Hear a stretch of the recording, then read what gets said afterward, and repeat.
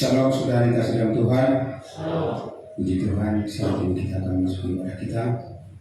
Sebelum kita masuk ibadah, mari kita satukan hati kita, mari kita bersatu dengan Tuhan. Terima kasih Tuhan, terima kasih Allah. Terpujilah nama-Mu, Allah yang besar, Allah yang kami tinggikan dan kami agungkan Engkau dalam nama Yesus. Terima kasih Tuhan buat segala kebaikan-Mu yang memelihara hidup kami hingga saat ini. Engkau senantiasa menyertai kami. Terima kasih Tuhan, pada saat ini kami akan memulai ibadah kami. Kami akan satukan hati pikiran kami untuk menyembah memuliakan nama-Mu Tuhan. Terima kasih Engkau Rabi berkati kami semua, supaya setiap ucapan mulut bibir kami lewat doa, mazmur dan pujian kami menyenangkan hati-Mu. Dan juga saudara-saudara kami yang masih di perjalanan, kiranya Tuhan menyertai, memberkati mereka supaya bisa sampai di tempat ini bersama-sama kami untuk beribadah memuji memuliakan nama-Mu. Terima kasih Tuhan, kami akan mulai ibadah kami dan kami akan angkat pujian demi kemuliaan nama-Mu. Hanya dalam nama Yesus kami mengucap syukur dan berdoa. Haleluya. Amin. Baik.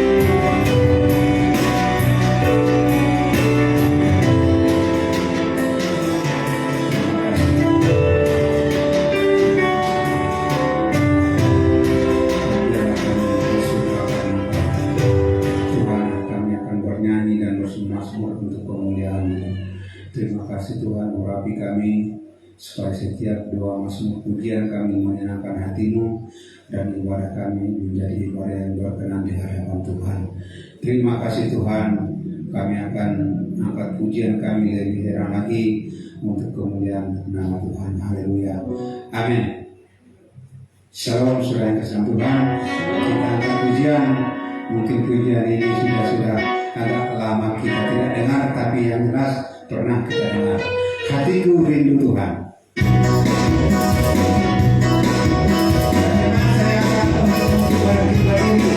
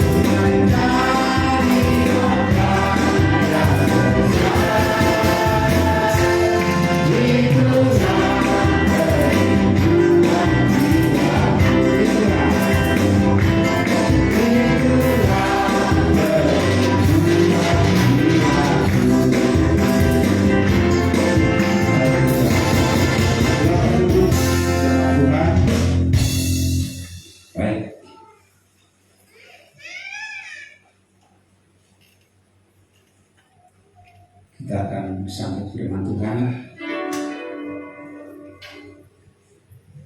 Siapkan pikiran kita angkat tujuan bagaikan tanah kering yang akan menjadi jiwa kita. Biar Tuhan menolong kita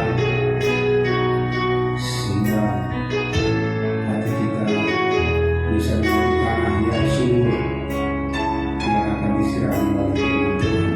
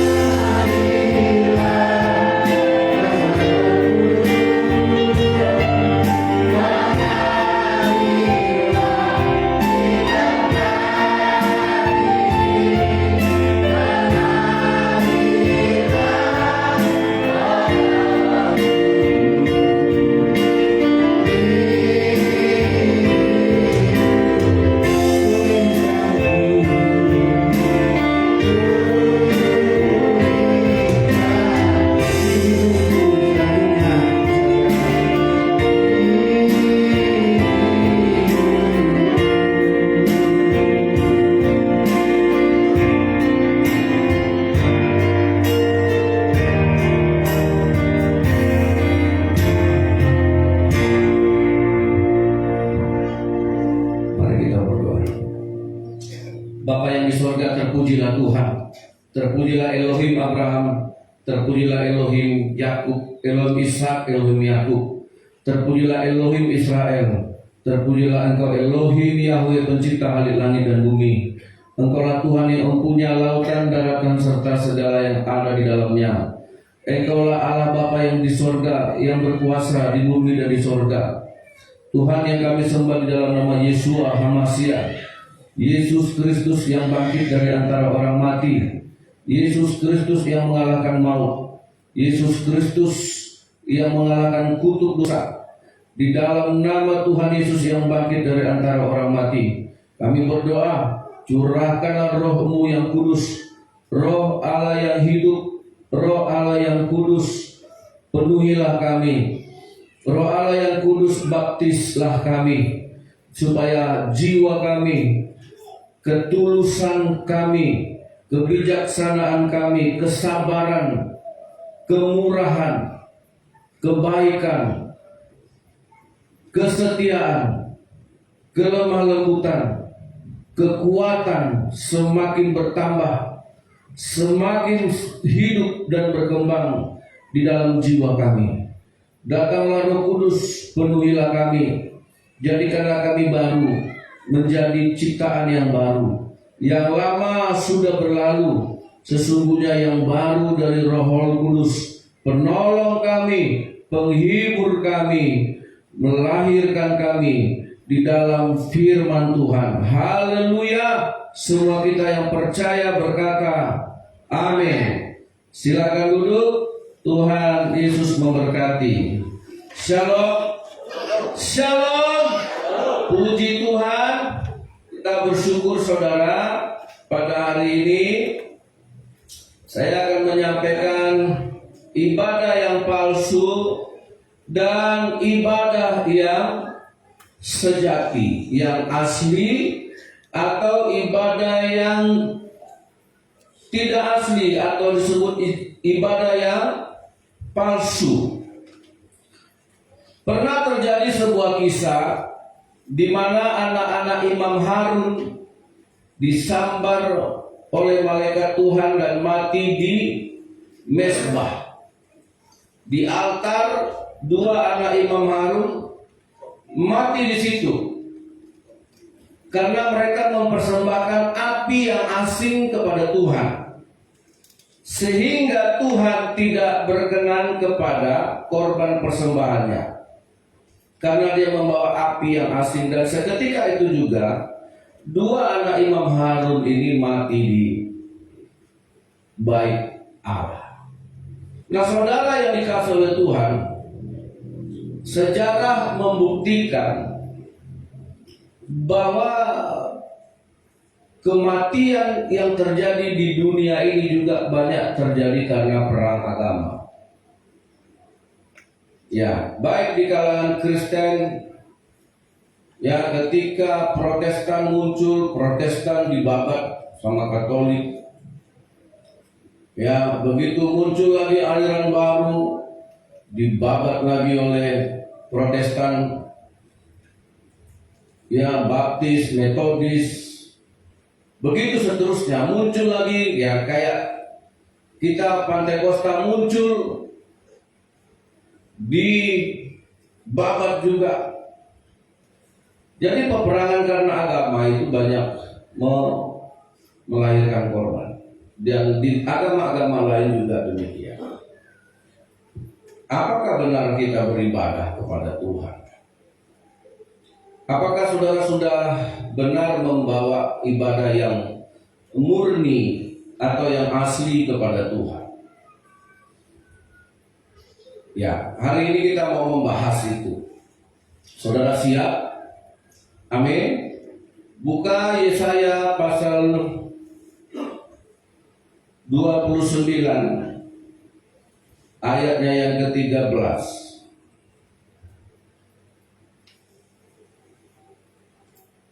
Yesaya pasal 29 ayat 13 kita baca bersama-sama. Nanti ada dua ayat lagi yang mau saya bagikan. Nah, kita baca dulu, semua kita membaca 2, 3. Dan Tuhan telah berfirman, Oleh karena bangsa ini datang mendekat dengan mulutnya dan memuliakan aku dengan bibirnya, padahal hatinya menjauh daripadaku, dan ibadahnya kepadaku hanyalah perintah manusia yang dihafalkan. Saudara, ini diucapkan oleh Tuhan pada zaman Nabi Yesaya. Ya, dan di situ sudah dikatakan Tuhan kepada bangsa itu. Bangsa ini mendekat kepada Tuhan dengan mulut dan memuliakan Tuhan dengan bibir, padahal hatinya menjauh daripadaku, dan ibadahnya kepada Tuhan hanyalah perintah manusia. 700 sampai 800 tahun sebelum Yesus ini sudah disampaikan firman ini. Saudara, nah sampai kepada zaman Yesus, Matius pasal 15 ayat 8 dan ayat 9, ketika Tuhan Yesus turun ke dunia, Tuhan juga mengutip ayat yang sama. Karena apa? Matius 15 ayat 8. Ayo kita baca lagi, 2, 3. Bangsa ini memuliakan aku dengan bibirnya, padahal hatinya jauh daripadaku. Ayat 9. Percuma mereka beribadah kepadaku, sedangkan ajaran yang mereka ajarkan ialah. Nah, ketika 800 tahun sejak zaman Yesaya, Yesus turun ke dunia, muncul lagi firman ini. Kenapa muncul? Karena tidak terjadi perubahan. Nah, sekarang saya tanya, dari zaman Yesus 2000 tahun yang lalu sampai ke zaman sekarang, apakah firman Tuhan ini masih layak disampaikan? Halo? Banyak orang datang kepada Tuhan. Dia tidak mencari Tuhan, tetapi dia mencari berkat-berkat Tuhan. Saudara, banyak orang datang kepada Tuhan, dia hanya mencari pemberian-pemberian Tuhan, tetapi sesungguhnya Tuhan tidaklah diinginkannya. Saudara, seorang pemuda yang kaya di dalam Matius 19, dia bilang dia punya niat, dia bilang dia punya iman, dia bilang dia ingin masuk dalam kerajaan sorga. Semua orang ingin masuk ke dalam kerajaan sorga. Semua orang percaya sorga. Tetapi dia tidak memiliki Tuhan yang mempunyai sorga. Tetapi dia tidak punya harta di sorga. Harta mereka hanyalah harta yang ada di dunia. Siapa yang yakin hari ini hartanya ada pada Tuhan? Karena di mana hartamu berada, di situ pastilah hatimu berada. Halo. Nah, Yesus berkata kepada pemuda yang kaya ini, kau jual hartamu, kau kasih kepada orang miskin, kemudian datanglah kemari, ikutlah aku, kata Yesus, dan kamu akan punya harta di sorga. Nah, pertanyaan saya pertama, kalau engkau menyembah Tuhan dan hatimu tidak menjauh dari Tuhan, karena di mana hartamu berada, pastilah di situ hatimu berada. Itu tidak bisa dipungkiri. Nah, ini sudah bisa menjadi satu ukuran bagi saudara. Benar gak ibadah kita? Benarkah saya seorang yang datang menyembah Tuhan? Atau kita datang hanya sebagai pengemis? Karena pengemis tidak membutuhkan hubungan. Pengemis pasar-pasar, pengemis yang ada di pom bensin, pengemis yang ada di depan-depan toko, yang ada di lampu-lampu merah di jalan-jalan. Dia tidak menghendaki hubungan kenal atau tidak. Seandainya saya mengemis, terus tiba-tiba dilihat sama saya mengemis di rumah makan, saya tengok Pak Selitonga lagi makan. Berani saya ngemis? Pasti lari. Kenal dia sama. Pengemis tidak membutuhkan hubungan. Kalau saya kenal, saya di mana? Saudara kenal nggak sama Tuhan? Ada satu hukum bahwa kata Tuhan kepada bangsa Israel, ketika bangsa Israel masuk ke tanah Kanaan, jangan ada pengemis di antara kamu. Itu hukum. Itu kodrat orang Kristen. Dia tidak boleh menjadi pengemis. Tuhan marah kalau ada yang mengemis meminta-minta pada zaman bangsa Israel di tanah Kanaan. Tidak boleh. Tapi kenapa sekarang banyak orang Kristen jadi pengemis kepada Tuhan? Pengemis tidak membutuhkan hubungan. Apakah kenal? Tidak. Yang dia butuhkan pemberian. Apakah benar sekarang saudara beribadah kepada Tuhan karena hubungan? Kalau karena hubungan kita akan malu meminta. Tapi karena tidak punya hubungan, ya kita seperti pengemis yang lain. Minta walaupun tidak kenal. Tolongkan tangan walaupun tidak kenal. Iya kan? Kenal saudara sama pengemis yang ada di pom bensin? Saudara kenal sama pengemis yang ada di pasar? Tidak. Dan dia juga tidak butuh hubungan. Yang dia butuh pemberian. Nah ini yang terjadi. Nah saudara, apakah saudara hari ini kebaktian ini membuat saudara punya hubungan dengan Tuhan? Ya, itu tandanya saudara. Kalau kita tidak punya hubungan dengan Tuhan, berarti kita tidak bawa hati. Karena yang punya hubungan itu hati, jiwa. Amin. Ya, bukan fisik. Makanya orang tidak punya hubungan dengan Allah karena ibadahnya sudah palsu. Kita tidak membawa hati. Orang ke gereja hatinya jauh sekali dari Tuhan. Saudara yang dikasihi oleh Tuhan, sehingga tidak ada hubungan, tidak ada pertumbuhan rohaninya, yang ada pertumbuhan dagingnya. Semenjak aku ikut Tuhan, hartaku bertambah. Semenjak aku ikut Tuhan, aku tambah gemuk. Pundi-pundiku diisi.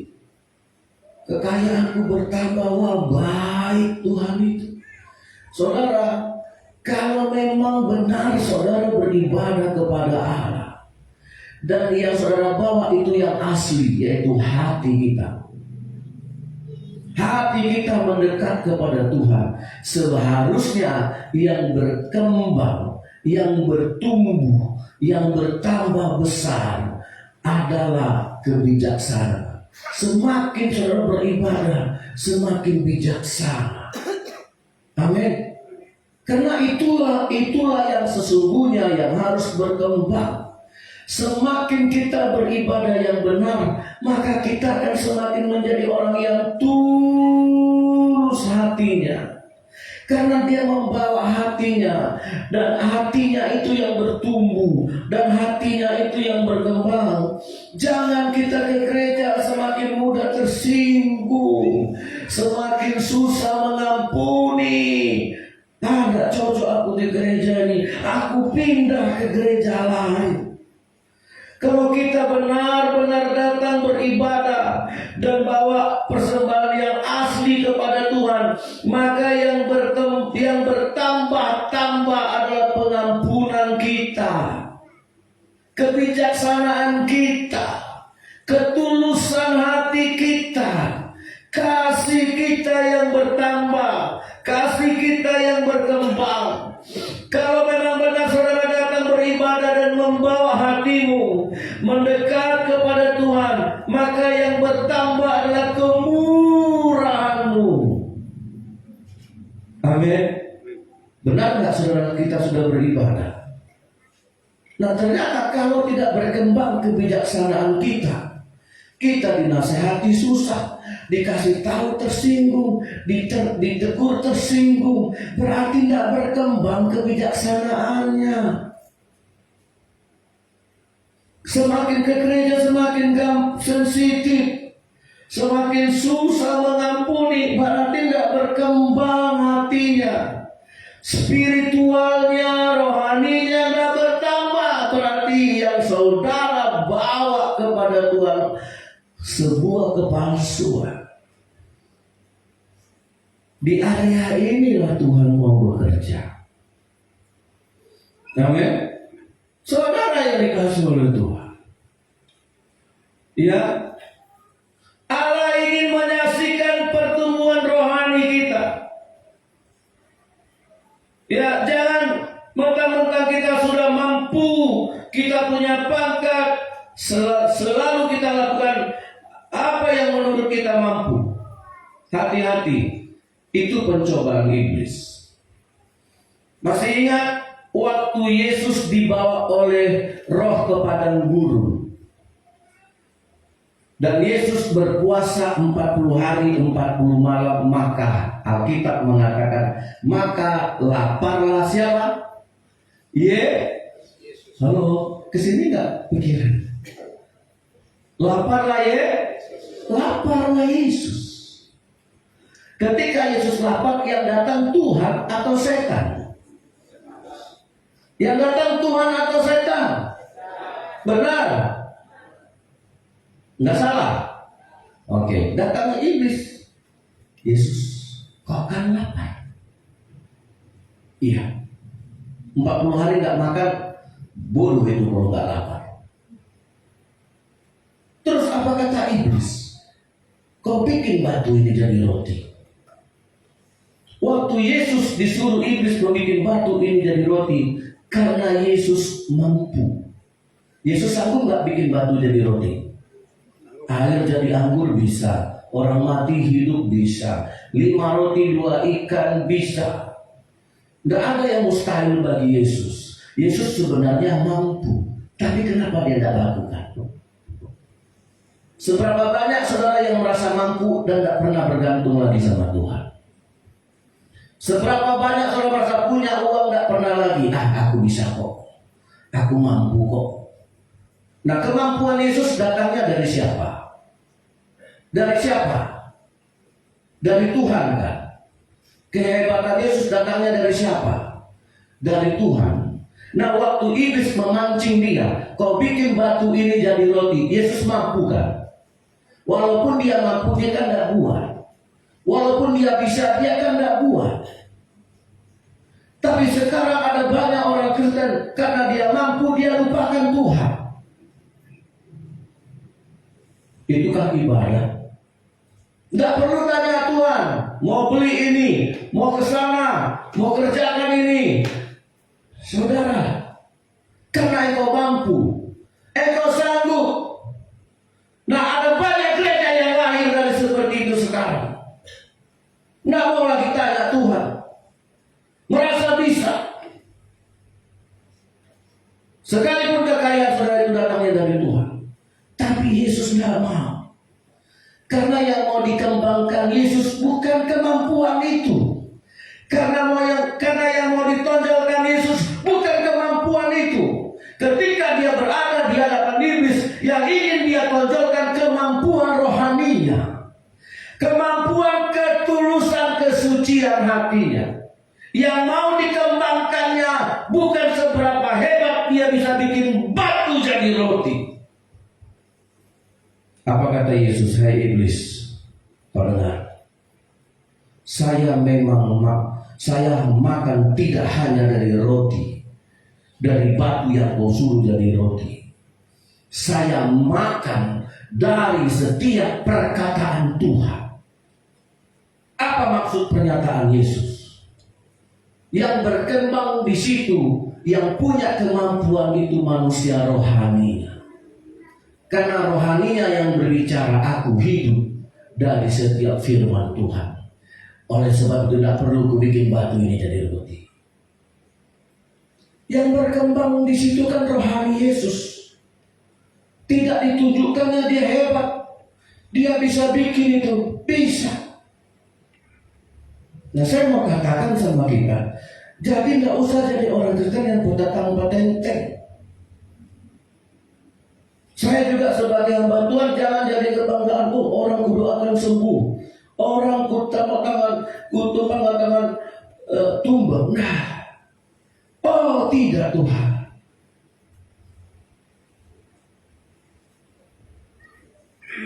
Saudara, ada berapa banyak terjadi percekcokan di gereja?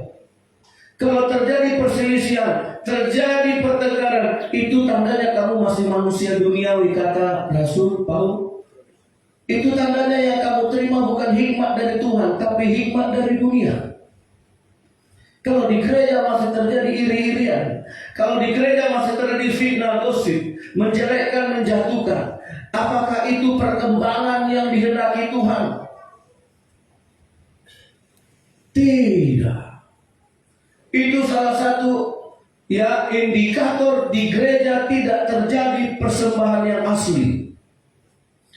Kita membawa kepalsuan ke dalam gereja. Ibadah kita menjadi ibadah yang palsu. Ketika kita tidak menjadi orang yang murah hati, apakah kita bertambah kikir? Apakah kita bertambah ego?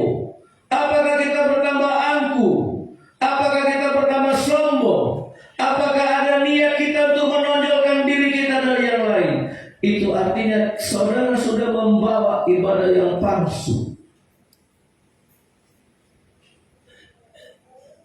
Saudara yang dikasih oleh Tuhan. Nah, ibadah yang palsu ini kita melihat banyak dulu gereja sampai hamba Tuhan itu pun menjadi sama seperti preman, saling pukul, saling adu domba. Wah, saya lihat kalau zaman-zaman itu gereja tidak lagi menjadi gereja Tuhan, itu akan menjadi gereja setan. Saudara, iya. Makanya saya bilang anak-anak, kalau ibadah, dulu ada orang tua. Kalau engkau nggak bisa ibadah, karena saya tahu anak-anak kita suka main HP kalau dengar firman. Itu dimulai pekerjaan setan dari situ. Kita nggak sadar apa pekerjaan setan: mencuri, membunuh, dan membina. Kan nggak langsung dibinasakan, dicuri dulu perhatiannya, dicuri dulu fokusnya. Nah sekarang kalau saudara memperhatikan firman, itu iblis sudah curi. Halo? Iya, karena kita begitu dengar firman Allah dan terbiasa nyeleng, nggak fokus. Nah saudara yang dikasih oleh Tuhan,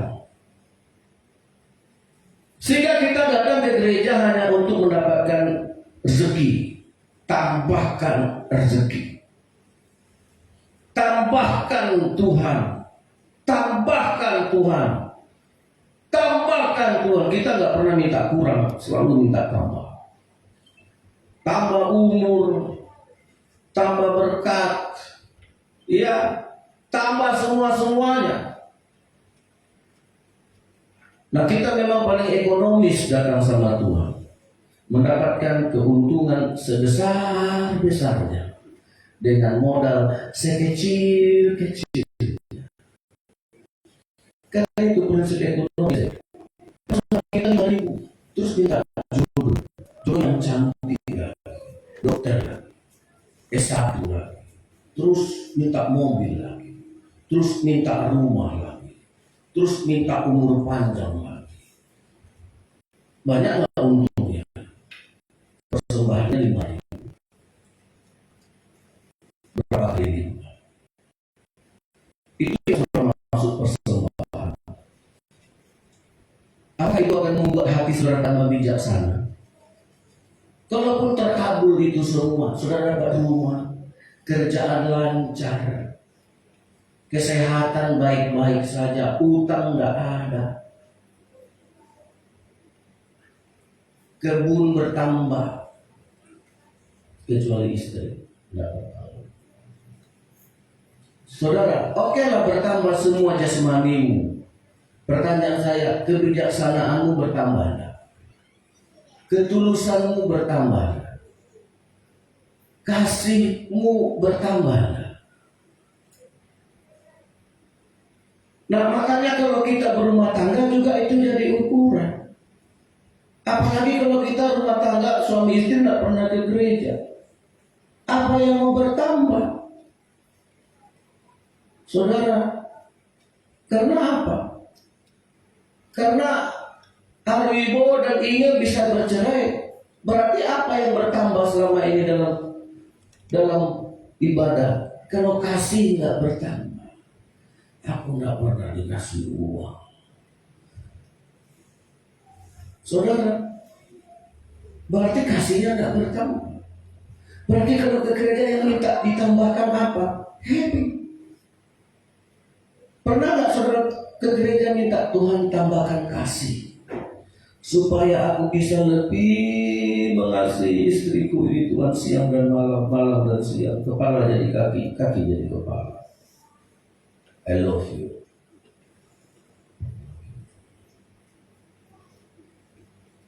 Masa kita semakin lama beribadah kasihnya semakin tipis, kayak ATM tipis, tapi dalamnya tebal.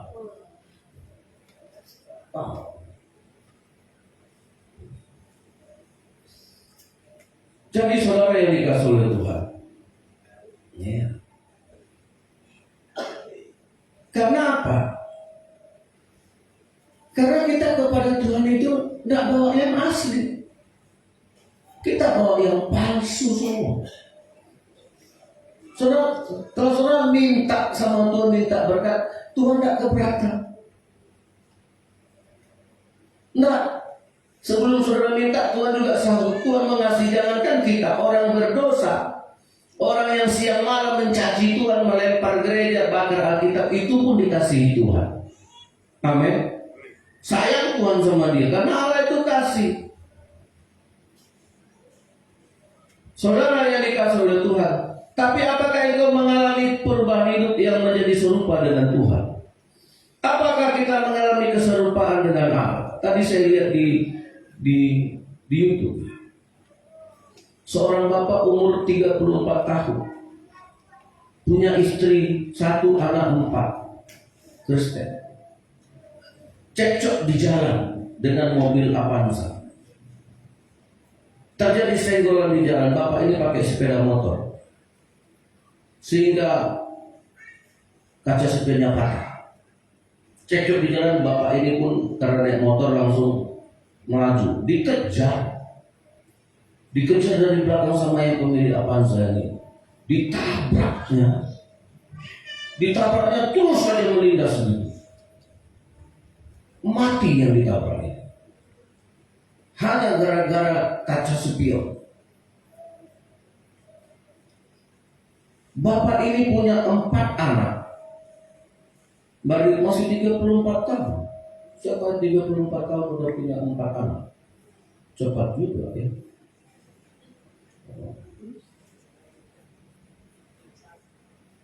Saya lihat di sini yang 34. Adik berapa?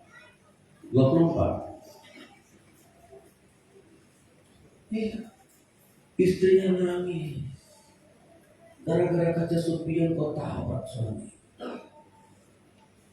Kasihlah.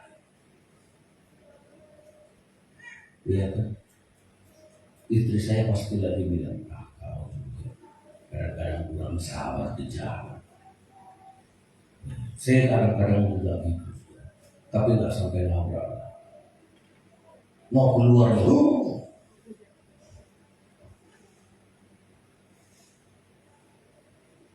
Iya. Jadi saudara itu juga harus sedia. Mari kita bertobat, amin. Saudara, nah, jadi ibadah yang benar kita baca dalam Yohanes pasal yang keempat. Yohanes pasal 4 ayat 23. 20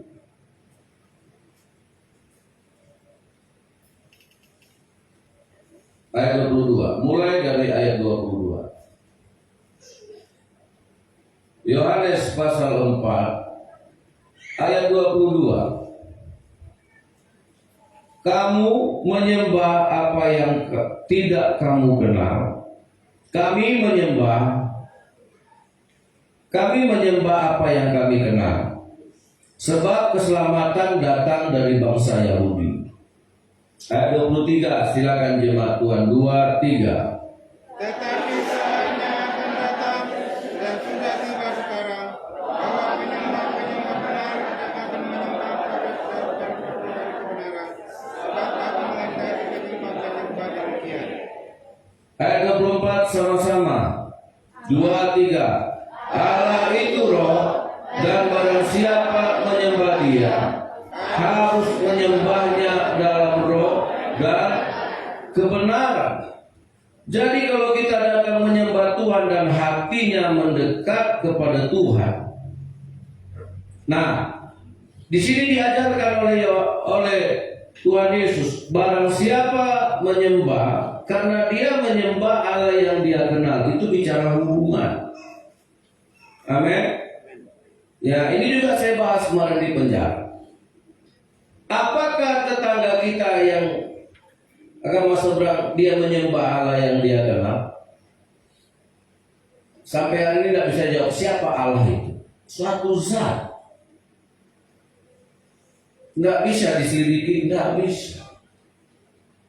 Tidak bisa dikenali, tidak bisa. Silakan saudara tanya mereka, diskusikan. Satu zat yang maha suci, satu zat yang tidak bisa diketahui. Nah, kita bersyukur, kita menyembah dengan modal aku kenal yang kusembah. Tidak ada hubungan dengan yang kusembah. Amin.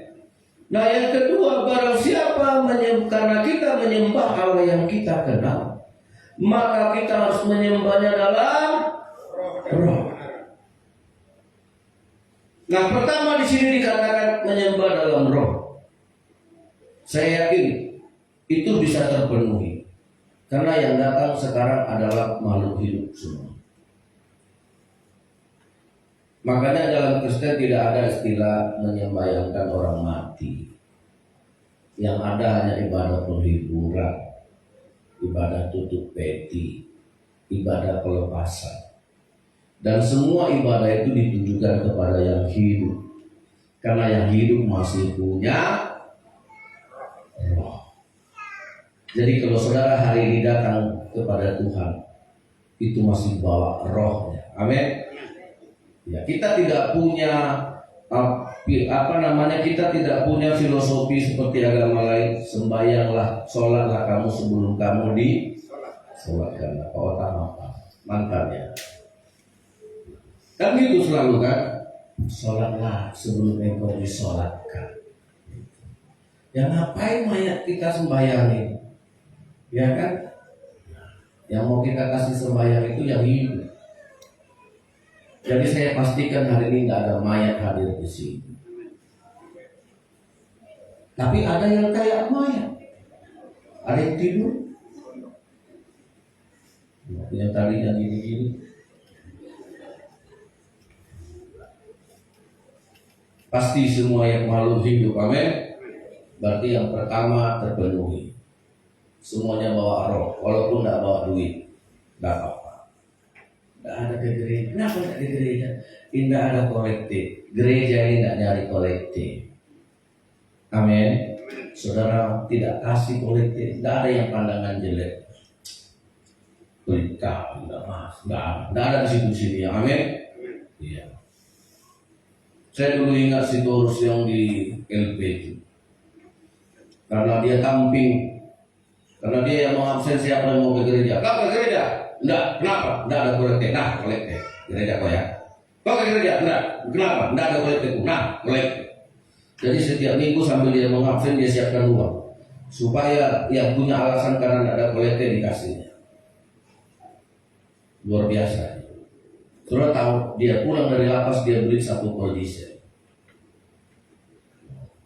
Diberkati Tuhan. Dari dalam penjara orang bisa beli kol diesel. Saudara yang lepas di sini aja jadi kena kol diesel aja nggak diterima. Dia kirim, suruh beli apa? Kau pernah mau singgah? Oh, kau jauh kali. Rumahnya di perbatasan Jambi sama Riau sana. Sekarang di situ dia tinggal. Kau pernah mau lewat ke Palembang? Kau pernah mau lewat ke Jambi? Ya, aku nggak akan lewat. Karena atas semua terbang. Pengen dia saya jumpa lagi. Iya. Saudara, kita kebaktian bawa roh. Amin. Amin. Dan ketika kita bawa roh, roh itu hidup. Senang kita. Seperti anak-anak kita bawa ke kolam renang. Begitu lihat renang, lihat air seperti bebek lihat air. Terbang langsung, berenang langsung. Ya. Nah begitu roh saudara masuk ke rumah Tuhan, wow, enggak, jangan langsung lemas. Yang ini lulus. Dan yang kedua, Allah itu roh. Barang siapa menyembah dia harus menyembahnya dalam roh. Yang kedua dengan kebenaran. Amin.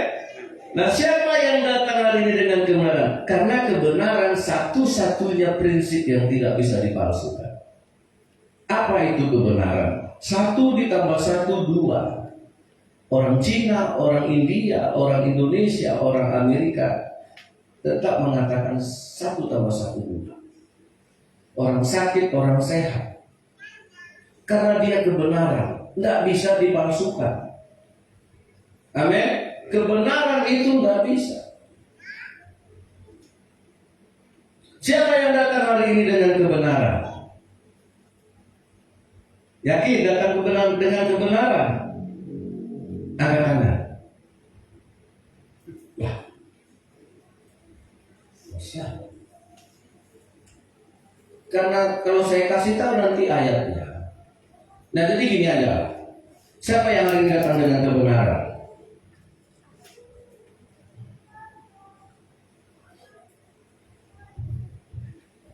Berarti saudara belum tahu kebenaran. Kalau saya, saudara hari ini datang semua dengan kebenaran. Tepuk tangan dulu untuk saudara. Agak ragu ya? Tidak yakin tepuk tangannya.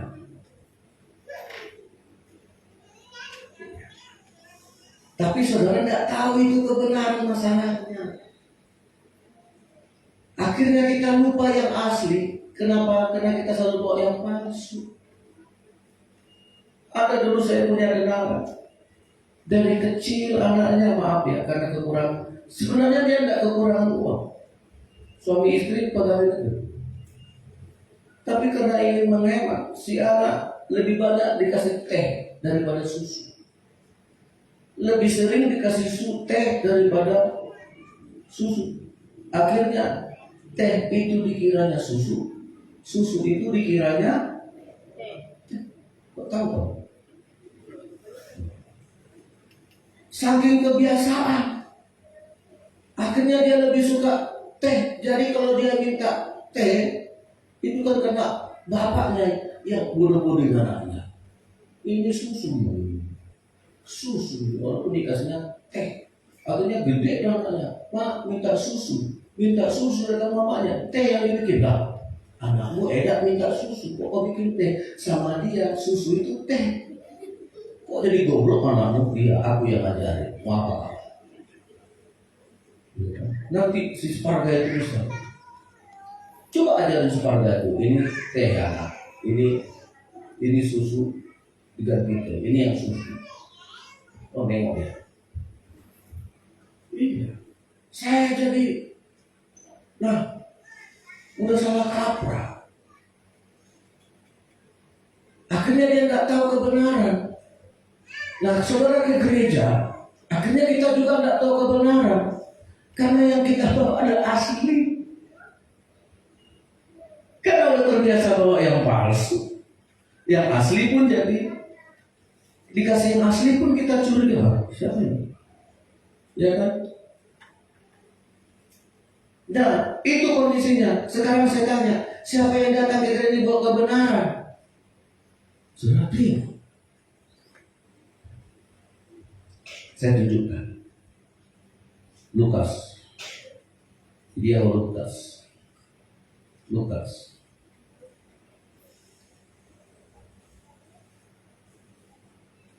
Sebentar ya Bapak Ibu saya lihat.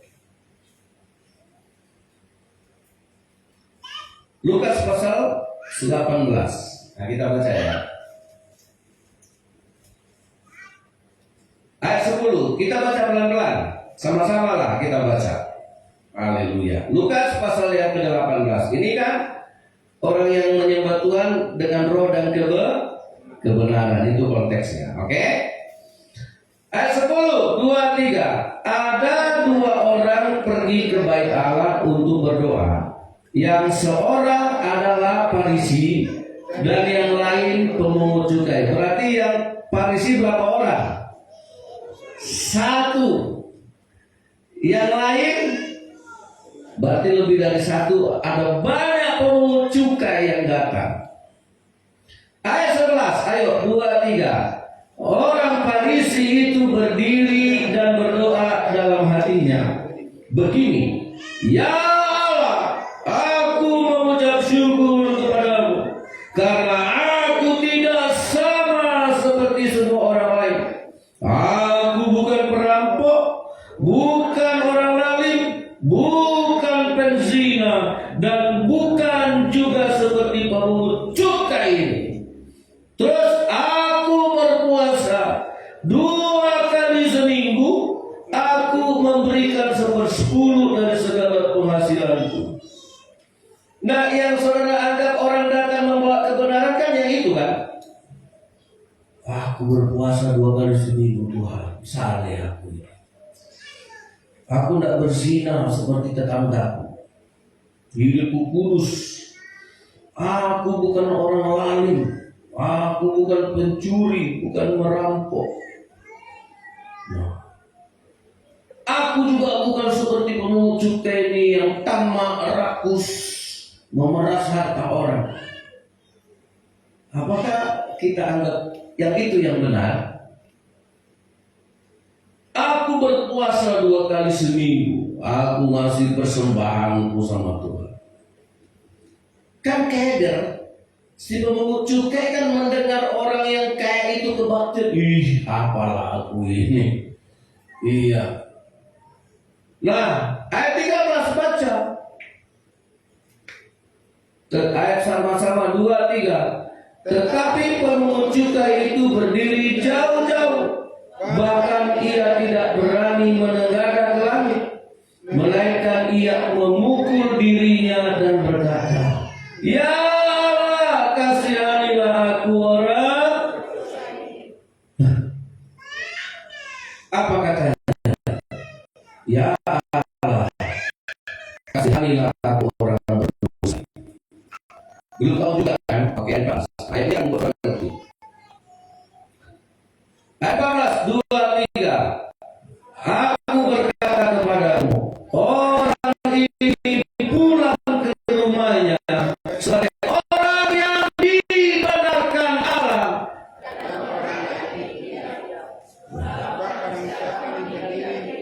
Ia akan direndahkan.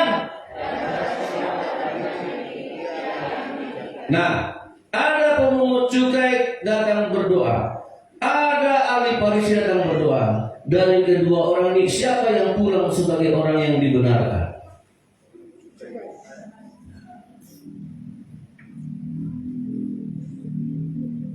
Jadi kalau kita menyembah Allah dalam roh dan kebenaran, apa yang kita bawa? Tuhan, banyak dosa. Banyak dosa. Siapa yang punya niat hari ini pulang dari gereja ini sebagai orang yang dibenarkan? Kan banyak orang ke gereja pulang sebagai orang yang diberkati. Banyak orang datang ke gereja, pulang dari gereja sebagai orang yang sukses, diberkati. Iya kan? Iya kan? Nah sebenarnya saudara datang hari ini, sebenarnya saudara datang. Makanya saya bilang semuanya sudah benar. Cuma kita nggak tahu, karena yang kita nggak pernah ngaku dosa. Datanglah ke gereja bawa dosa, walaupun engkau nggak bawa uang kolektif. Tidak berani menyanyi, tidak berani mengangkat tangan, banyak dosa. Banyak dosa. Sehingga dia tidak berani maju ke depan, duduk dari belakang-belakang supaya gampang keluar. Tidak gitu kan? Jadi benar, saudara datang sebenarnya hari ini sebagai orang berdosa, itu yang benar. Amin. Amin. Nah, semua kita, makanya pulanglah sebagai orang yang dibenarkan. Jadi kalau gereja hanya ingin pulang sebagai orang yang diberkati, dipulang dari gereja sebagai orang yang berhasil, nggak tercapai. Engkau nggak datang sebagai orang yang benar. Orang yang benar datang sama Tuhan, bukan dia tidak punya salah. Orang yang benar datang kepada Tuhan, dia bawa dosanya, dia mengakui dosanya, dia mengakui kesalahannya, dia mengakui keburukannya, dia mengakui sifat jeleknya, sehingga dia pulang dari sini sebagai orang yang dibenarkan. Maka orang itulah yang datang kepada Tuhan membawa kebenaran. Amin.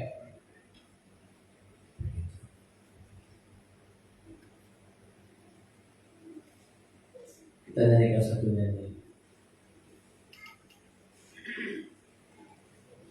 Ku datang di dia.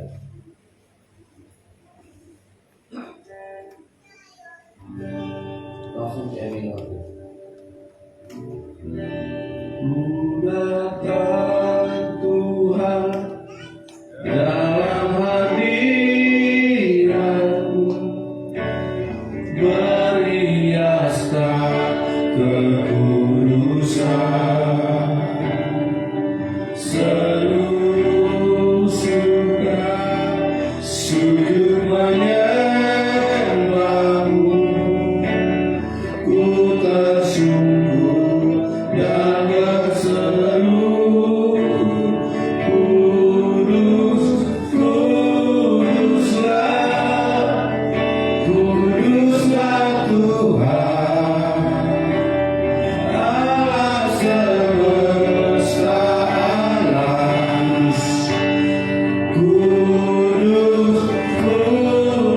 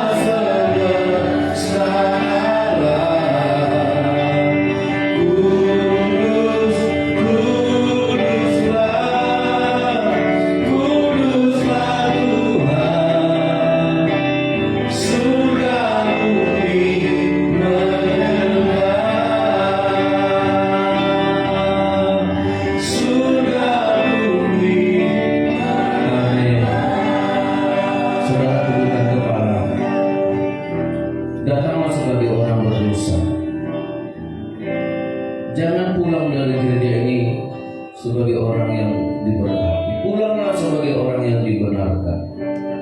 Itulah ibadah yang benar. Ibadah yang benar, kalau kita bawa hati, kita pulang sebagai orang yang dibenarkan. Orang yang dibenarkan itu pasti diberkati. Orang yang diberkati belum tentu dia dibenarkan. Koreksilah diri kita. Tinggalkanlah dosa-dosamu di sini. Tinggalkanlah di tempat ini. Setiap kali kita datang bertemu dengan Tuhan, kita tidak berani seperti orang juga menatap ke atas saja, tidak berani. Dia tahu dia orang berdosa. Begitulah hatinya, menyadari betapa hinanya dia, sehingga hanya satu yang dia minta, Tuhan ampuni dosa, supaya aku pulang sebagai orang yang dibenarkan. Jangan datang ke gereja sebagai pengemis.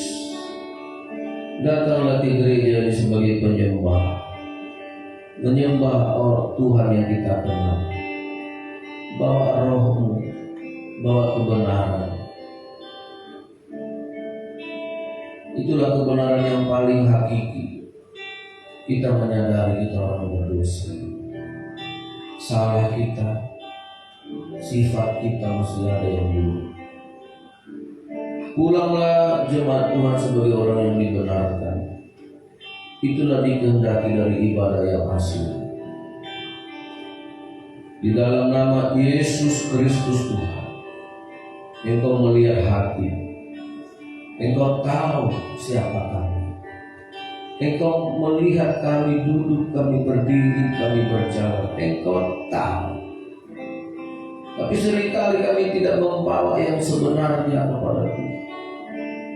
Kami tutupi dosa-dosa kami dengan permintaan berkat-berkat. Kami tutupi dosa-dosa kami dengan permintaan-permintaan harta benda. Tapi hari ini kami datang sebagai orang yang menyembah. Melihat Engkau saja kami tidak berani, karena kami sadar.